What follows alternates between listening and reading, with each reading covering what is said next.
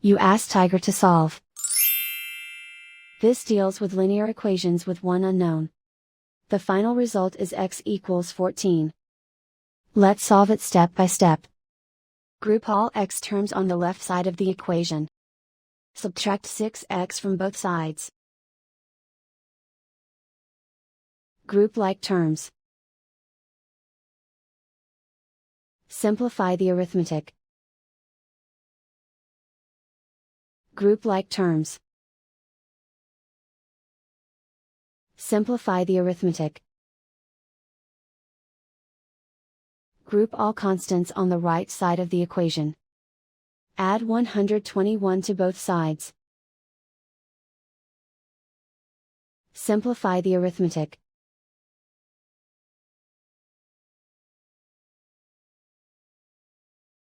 Isolate the x. Divide both sides by 8. Simplify the fraction. Find the greatest common factor of the numerator and denominator. Factor out and cancel the greatest common factor.